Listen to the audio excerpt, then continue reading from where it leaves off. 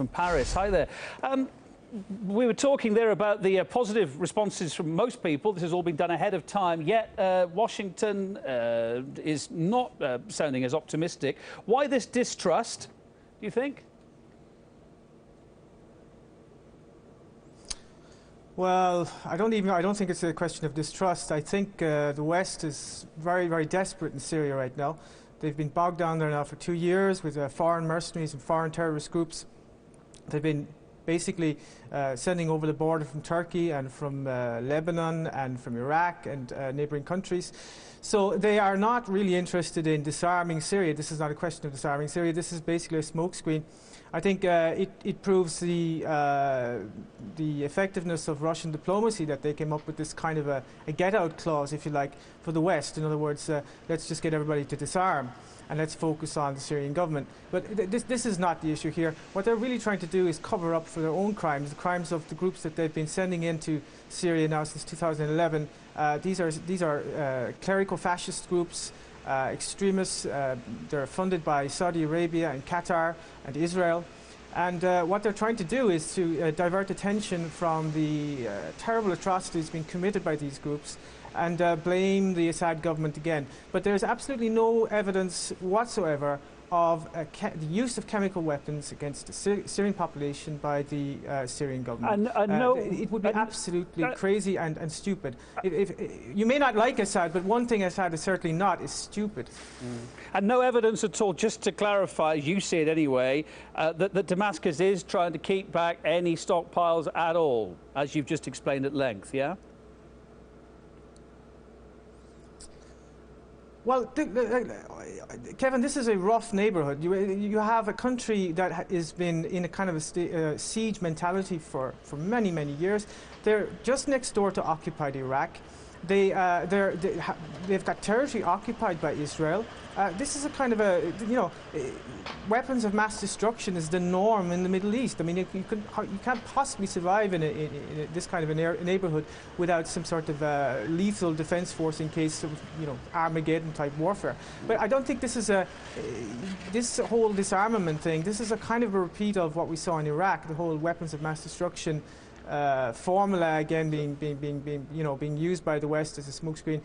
I think they're desperate right now because it's very clear, and it has been clear from the very start, that the Syrian people are behind the government.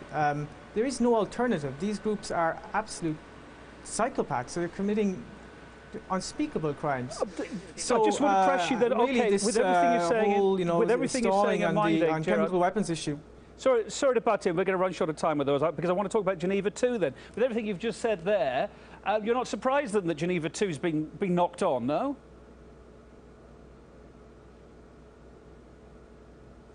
Look, the former French ambassador to Syria was caught on tape saying to the so-called representatives of the Syrian National Council recently, you are not worth the effort we make. That's what he said to them. Now, you have the French former ambassador saying that to guys who, want to actually rule Syria. Look, there is no opposition. These guys spend most of the time here behind me in Paris, living it up in expensive hotels. They don't represent the Syrian people. Therefore, they can't negotiate with the Syrian government, who do represent the Syrian people, or a very, very significant majority of the Syrian people. So there is no basis for negotiation, of course, and they're using very, very silly arguments like Assad should step down. Well, I mean, that's not a basis for negotiation.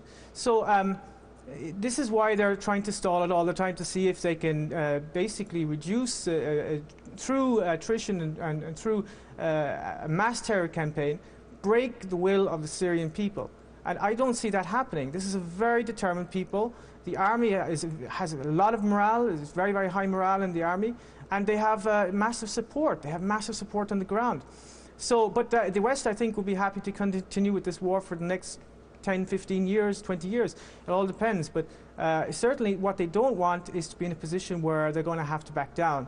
And so they're using every trick in the book, basically, to postpone any kind of reasonable dialogue with the Syrian government. Gearóid, thanks for your thoughts. Thanks for being on the programme. Gearóid Colmáin there, author and journalist, live from Paris. You're welcome. Thank you for being with us. After the break, Complete Change Attack, we follow that record-breaking Olympic torch relay. It's going up to space, you know. Stay with us, we'll tell you more.